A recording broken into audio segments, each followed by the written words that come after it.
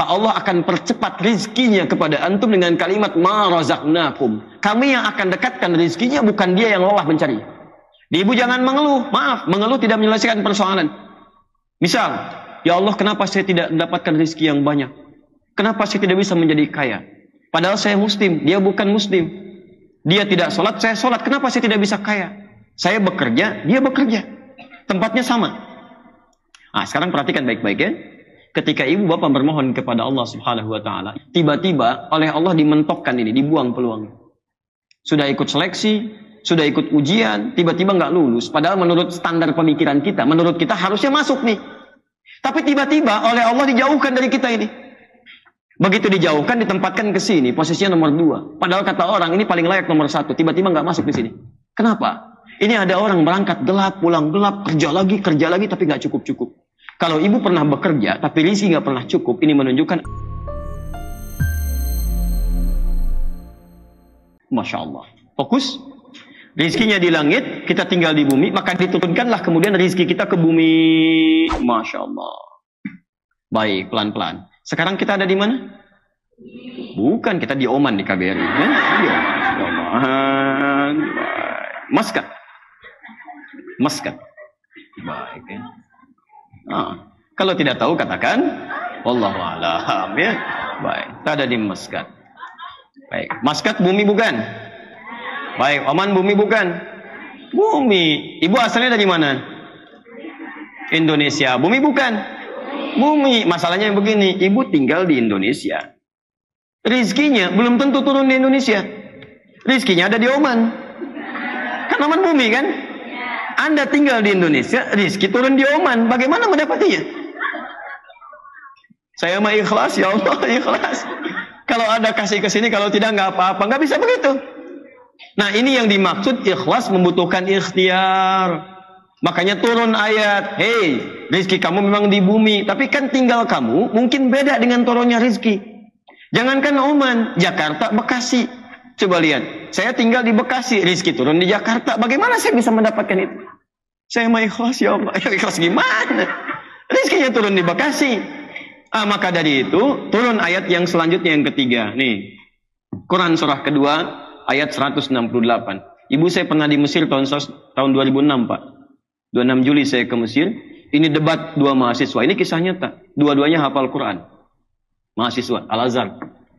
Kata yang satu, rizki itu sudah dijanjikan oleh Allah, pasti diberikan. Gak usah ikhtiar. Nanti juga datang. Kata yang satu, memang dijanjikan, tapi kan diikat dengan ikhtiar.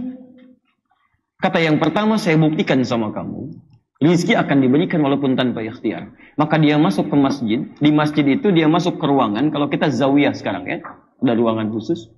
Di situ dia sembunyi masuk ke bawah meja. Di masjidnya ada istilahnya muhsinin, suka ada orang-orang baik yang ngasih makanan untuk orang yang tiga. Begitu datang ngasih makanan, karena ini sembunyi, dia nggak dapat. Yang lain dikasih. Taib, hal min akhir, ada yang lain? Mafish, katanya nggak ada lagi. Maka pindah dia, yantaqil jami' akhir. Taib, yang mencari, hari yang kedua, datang lagi ngasih. Karena dia sembunyi, dia nggak dapat lagi. Berikan kepada yang ada, pindah lagi. Begitu hari ketiga, sudah nggak kuat. Datang orang tadi, ngatakan lagi. Begitu dibagikan, masih ada sisa.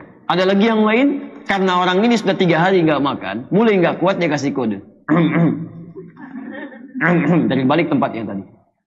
Begitu didatangi oleh pengurus masjid, masuk ke dalamnya, dibuka tempatnya, didapati ada seseorang yang sudah kelaparan. Maka dikasihlah kemudian 2 box makanan, 2 kotak. Begitu diberikan, ini jatah kamu katanya. Saat diberikan itulah temannya tadi yang berdebat, yang kedua datang menemui orang tadi, dia katakan, kan sudah saya bilang dari awal, rizki itu mesti dicari walaupun dengan sama gitu kan? Silakan, kan ibu begitu. Ada bagi-bagi kue, ibu nggak kebagian, gitu. Masya Allah. Ini ada gelas, ya isinya nggak ada, bisa begitu. Ya diatur sajalah gitu ya, luar biasa. Nah itu rizki namanya. Kalau sudah dikasih kode belum dikasih juga, nah itu yang repotnya, tawakal. Nah, sudah ya? Baik. Dah sini.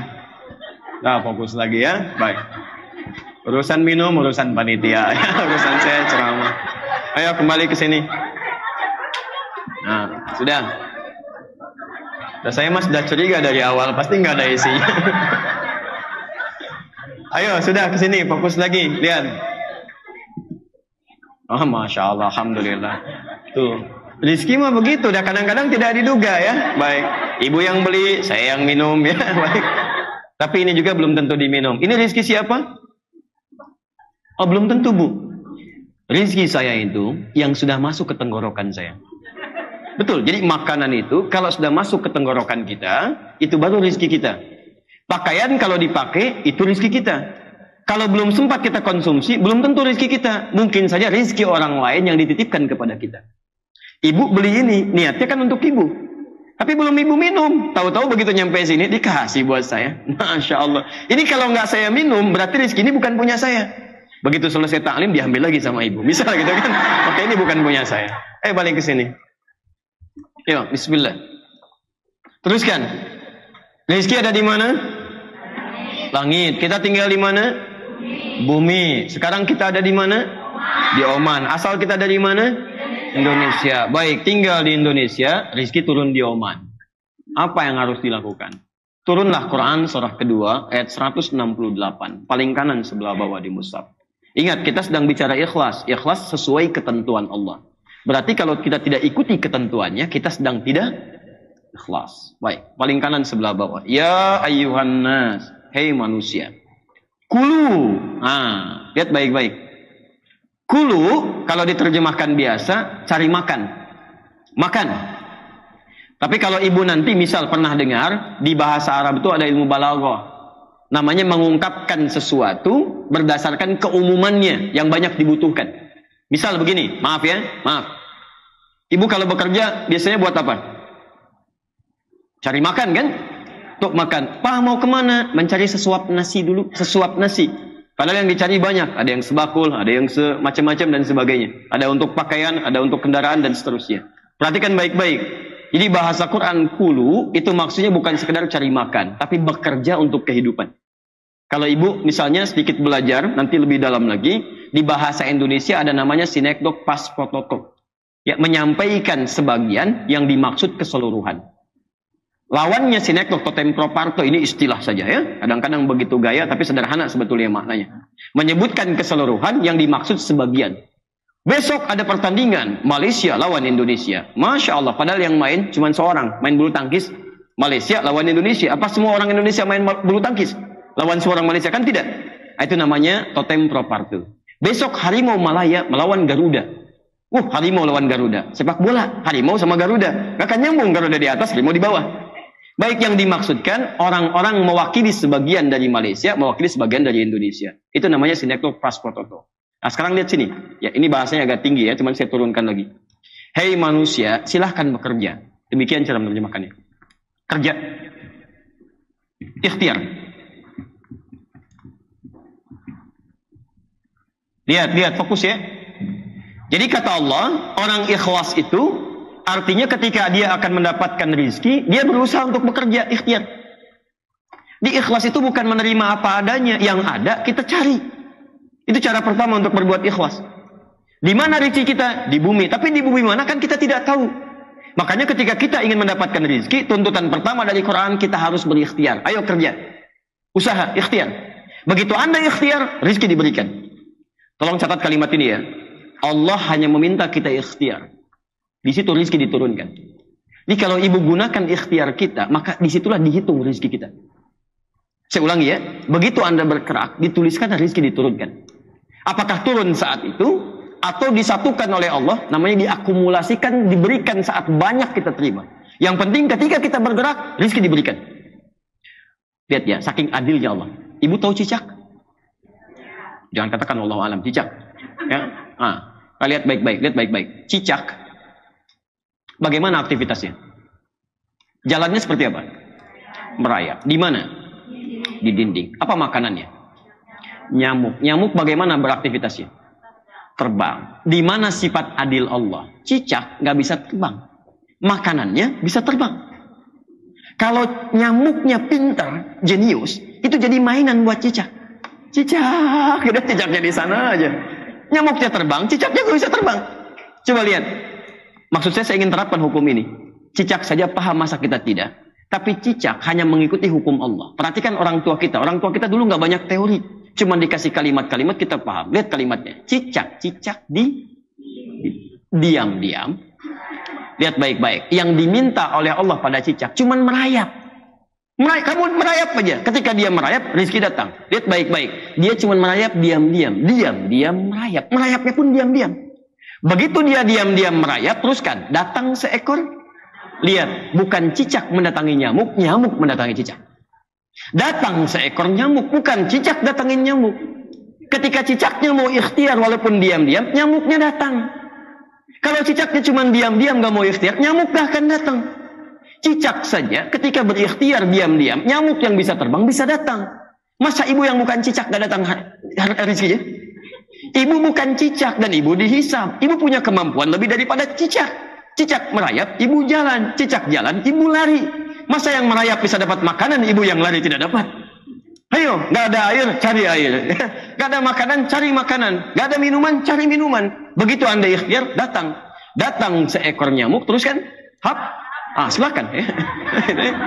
Baik, ayo silakan makan.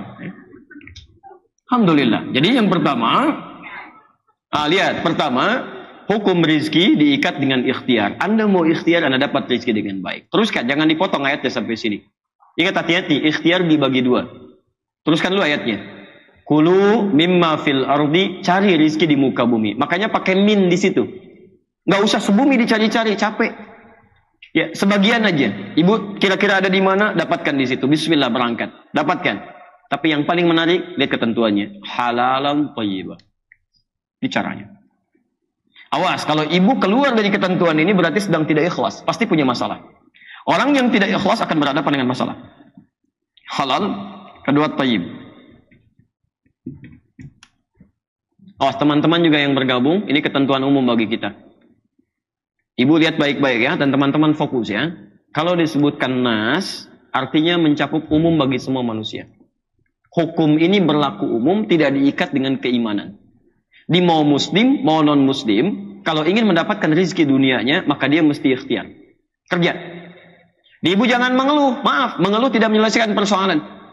Misal, ya Allah, kenapa saya tidak mendapatkan rezeki yang banyak? Kenapa saya tidak bisa menjadi kaya? Padahal saya muslim, dia bukan muslim. Dia tidak sholat, saya sholat. Kenapa saya tidak bisa kaya? Nah, hukum kaya itu bukan ada kaitan dengan sholat. Hukum kaya itu terkait dengan pekerjaan, ikhtiar. Kalau ibu sholat tapi tidak ibu berikhtiar bekerja, ibu nggak akan dapat rezeki. Sholat itu membedakan antara berkah dan tidaknya. Kalau ingin berkah, sholat. Tidak ingin berkah, silahkan. Itu pilihan. Jelas ya? Jadi kalau ada non-muslim kemudian dia mendapatkan harta yang cukup banyak, coba lihat bagaimana semangat dia dalam bekerja. Tapi hukumnya mengikat. Lihat, satu, halalan, cari dengan cara yang legal. Tidak melanggar ketentuan syariat dan ketentuan yang ada di tempat yang kita pijak. Awas, hati-hati, legal, halal. Misal, maaf, di Oman mencuri dilarang tidak? Dilarang. Berarti halal, maaf, halal ketika kita akan mencari, ya hindari hukum yang dilarang oleh sistem setempat. Ya, hukum setempat. Terlebih hukum agama. Misal, mencuri dilarang. Maka tidak boleh seseorang mencari rezeki dengan cara mencuri. Awas, hati-hati. Bos kita punya sesuatu, kelihatan bagus, tiba-tiba ambil. Itu menunjukkan selain dia tidak ikhlas, dia keluar dari ketentuan syariat agamanya. Nah, orang yang seperti ini, awas, hati-hati ya. Seseorang yang melanggar ketentuan halal, hukum yang berlaku di tempat dia beraktivitas, tidak akan dipandang akidahnya. Pasti akan diproses juga. Saking sayangnya Allah, supaya hilang haramnya, dibuang haramnya, kembalikan pada yang halal, maka tidak akan peduli. Mau muslim, mau non-muslim, dia akan dikembalikan oleh Allah pada ketentuan yang benar. Silahkan dicek. Apakah ketika dia mencuri akan ditanya, kamu agamanya apa? Tidak, akan diproses juga. Bapak, kenapa tangkap saya, Pak? Saya kan muslim. Apa Bapak tidak bersyahadat? Tidak. Nggak akan dianggap. Ya, Anda mau muslim, mau non-muslim, mencari dengan cara yang tidak benar, maka hukum Allah berlaku di sini. Maka sekali lagi, ibu dimanapun beraktivitas, teman-teman dimanapun bekerja, jangan pernah mengambil yang bukan hak kita. Karena hak kita pun sudah diatur. Antum nggak ngambil punya orang pun, sudah cukup buat antum. Ngapain ngambil punya orang? Nggak ada kerjaan. Karena itu hati-hati ya, saya pesankan, ibu keluar dari pengajian ini, jangan pernah berpikir yang tidak halal. Ambil yang halal. Jelas ya? Ini menunjukkan kita sedang ikhlas dalam pandangan Allah. Dua, thayyiban. Apa artinya thayyib? bukan sekedar baik. Karena baik disebut di Quran dengan 5 nama. Atau apa lagi? Tadi ridho sama dengan ikhlas, sekarang sama dengan thayyib. Pokoknya semuanya ridho aja ya. Baik, alhamdulillah. Lihat sini. Thayyib bukan sekedar baik, tapi baik yang berdampak pada fisik. Makanya orang Arab ketika disebutkan kaifa haluk, alhamdulillah ana thayyib, maksudnya fisiknya sehat. Ya, baik, kuat. Tapi belum tentu sifatnya juga baik. Ya, sifat baiknya disebut dengan khair. Kalau khair itu kebaikan sifat. Quran surah ketiga ayat 110 paling kiri sebelah atas. Kuntum khairu ummah. Kalian umat yang punya sifat baik. Jadi kalau baik sifatnya disebut dengan khair. Kalau baik fisiknya disebut dengan thayyib. Ada orang fisiknya bagus, tapi sifatnya tidak. Kan ada bang thayyib, 2 kali puasa, 2 kali lebaran nggak pulang-pulang. Ya? Padahal namanya thayyib. Nah ini. Pelan-pelan. Gini maksudnya. Kalau Anda sudah dapatkan harta, sudah didapatkan kemudian dengan cara yang halal, maka jangan dibelanjakan pada yang tidak baik.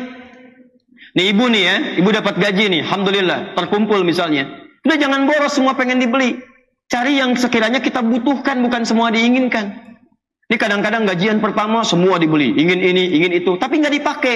Itu bukan thayyib namanya.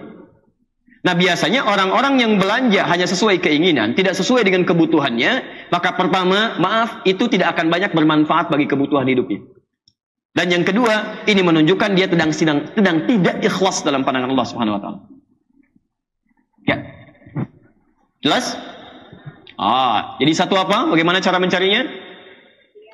Ikhtiar. Kedua, halal. Ketiga, thayyib. Baik, halal cari dengan benar, thayyib pergunakan yang benar itu sesuai dengan kebutuhan kita. Ya, sekarang gini.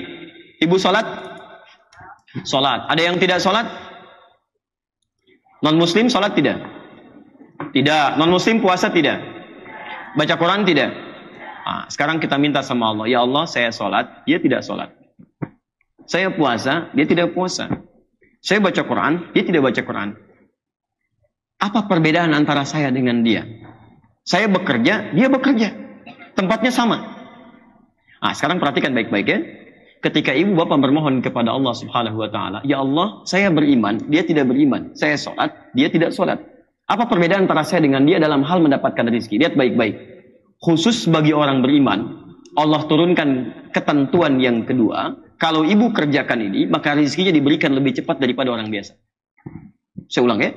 Anda kerjakan isi di ayat ini, maka Anda akan mendapatkan rezeki yang cepat dari Allah, dari umumnya orang biasa. Quran surah kedua ayat 172.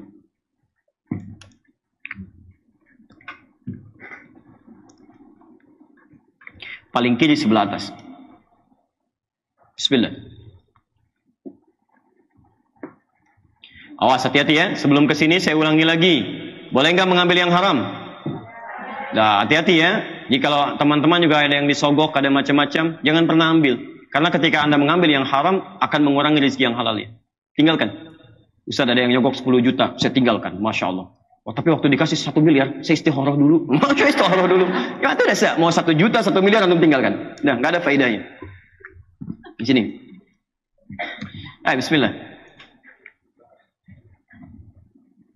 Lihat ayatnya. Kita lebih tingkatkan pengetahuannya ya, supaya kita banyak mendekat pada Al-Quran. Ya ayyuhalladzina amanu. Yang tadi, ya ayuhan nas. Kalau nas, masih manusia. Muslim manusia bukan? Non-muslim manusia bukan?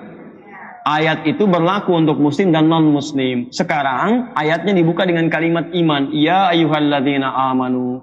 Kalau ada ayat Quran, dibuka dengan kalimat iman. Indama tajid fil Quranil Karim. Ayat Al-Quran maftuha bi kalimatil iman. Fadma'na muwajjah lil ahli iman khassadun ghairihim. Ya. Jadi kalau ada kemudian, awas hati-hati ya. Ada kemudian ayat dalam Al-Quran dibuka dengan kalimat iman, maka ayat ini hanya ditujukan pada orang beriman, tidak selainnya. Nanti diingat baik-baik ya, karena nanti panitia memberikan kabar gembira, ada 20 hadiah spesial di siang ini. Ya, bila sekiranya nanti ada yang bisa menjawab pertanyaan dari panitia sesuai dengan materi yang kita bahas di hari ini. Ya, makanya kalau kira-kira cepat lupa, cepat ditulis. Karena manusia itu kalau sudah lupa, suka nggak ingat nanti. Ya, tulis ini. Ya ayyuhalladzina amanu, hai orang-orang yang merasa beriman kepada Allah. Teruskan.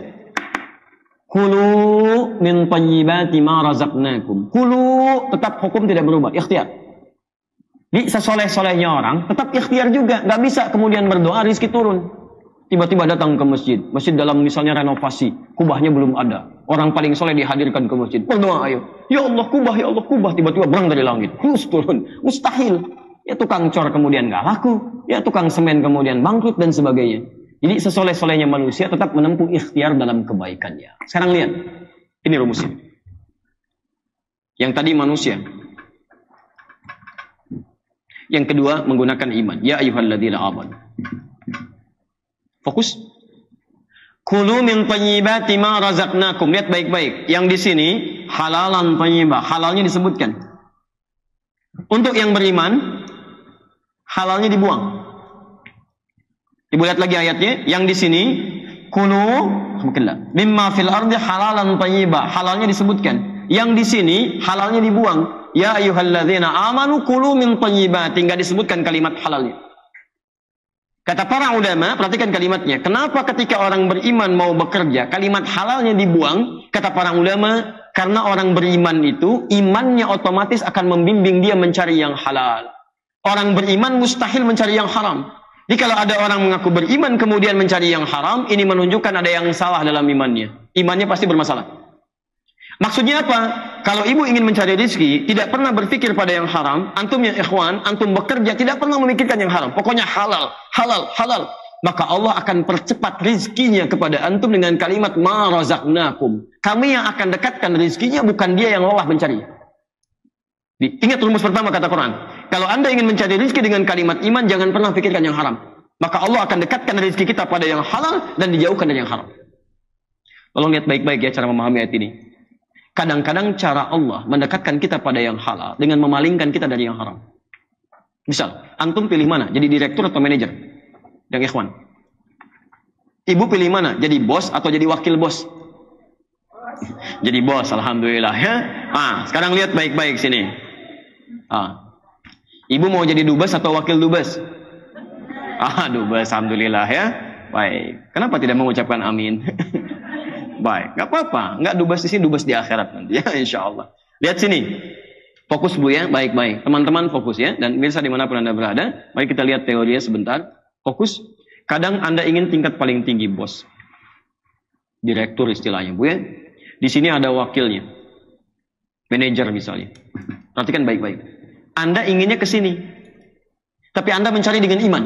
Tinggalkan yang haram, tinggalkan yang haram. Tiba-tiba oleh Allah dimentokkan ini, dibuang peluangnya.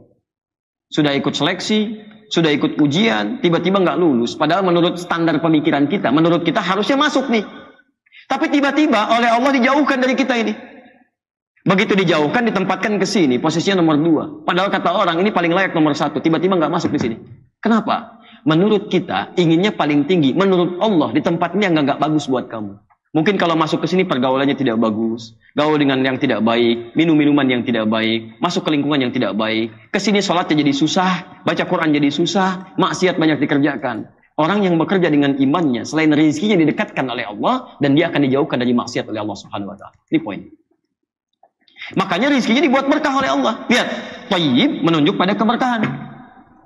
Orang yang mencari rezeki tidak pakai iman, sekalipun banyak, kalimat Qur'annya mufrad, tunggal. Thayyib, thayyiban itu tunggal. Di sekalipun banyak, kelihatannya sedikit. Silahkan cek. Orang-orang, coba ibu pulang ya, lihat berita misalnya. Banyak orang yang jabatannya sudah tinggi, posisinya bagus, kaya, tapi masih korupsi juga. Kenapa? Karena yang banyak itu, karena dicari tidak pakai iman, nafsunya muncul. Kalau orang sudah pakai nafsu, mohon maaf ya, yang banyak pun kelihatan sedikit. Di rekening sudah banyak uang, rumah sudah luas, mobil sudah banyak, masih ngambil punya orang lain juga. Kenapa? Karena yang banyak kelihatan sedikit, thayyiban, sedikit thayyiban, kerja lagi, berangkat gelap, pulang gelap. Burung saja, ibu tahu burung? Kata Nabi berangkat pagi, pulang sore, rezekinya cukup. Ini ada orang berangkat gelap, pulang gelap, kerja lagi, tapi nggak cukup-cukup. Kalau ibu pernah bekerja, tapi rezeki nggak pernah cukup, ini menunjukkan ada ketidakberkahan dalam rezeki itu. Ada yang salah pasti dalam. Orang-orang jauh keluar, yang ini dekat tiba-tiba hadir. Yang ini dicari, ini tiba-tiba bergerak sedikit datang. Tapi yang ini yang hebat. Saya tutup di sini. Lihat Quran surah 7 ayat 96. walau anna ahlal qura amanu wattaqau. Kalau ada satu penduduk negeri beriman dan bertakwa kepada Allah. Lihat, satu, tidak ada iman, umum. Yang kedua, ada iman. Yang ketiga, ada iman plus takwa. Lihat ujungnya. La fatahna alaihim barakatim minas sama'i wal ard. Kami akan buka pintu langit dan bumi. Kami akan buka pintu rizki di langit dan bumi. Kami berikan keberkahan di dalamnya. Ibu lihat lagi baik-baik. Lihat, rizki ada di mana tadi? Di langit. Diturunkan kemana? Sekarang ada orang yang rezekinya dibuka pintunya di langit dan di bumi. Langit dibuka, bumi dibuka. Kalau langit bumi sudah dibuka, maka dia tidak melangkah pun. Berdoa kepada Allah, bergerak sedikit rezeki datang kepadanya. Mau makan, tiba-tiba makanan datang.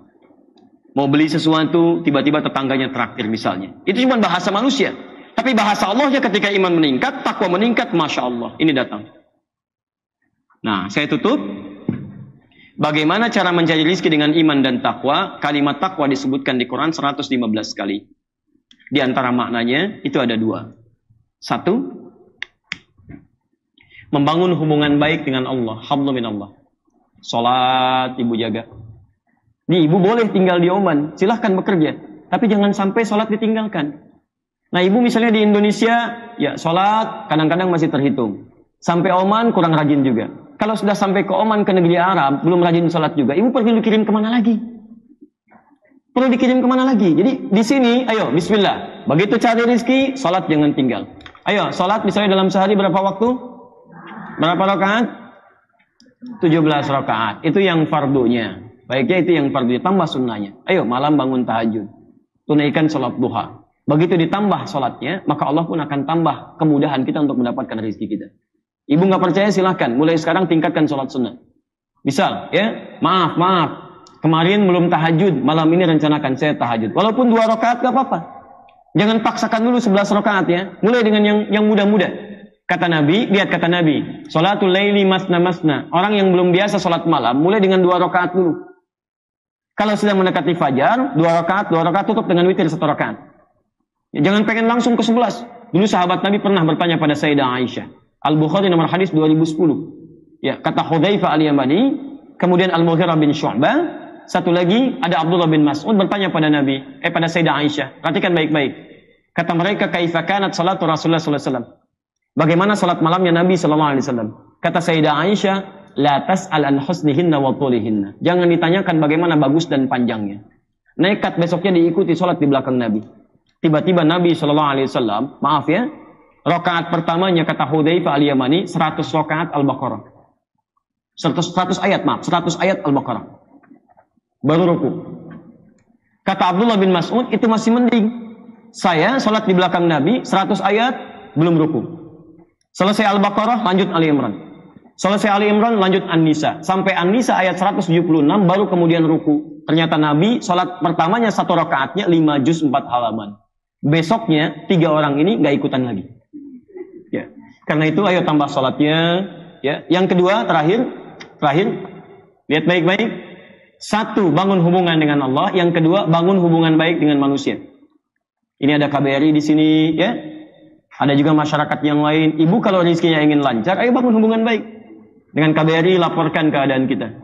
Dengan warga yang lain bangun komunikasi yang baik. Itu ayatnya ada di Quran surah ke-3 Ali Imran ayat 133 sampai 134.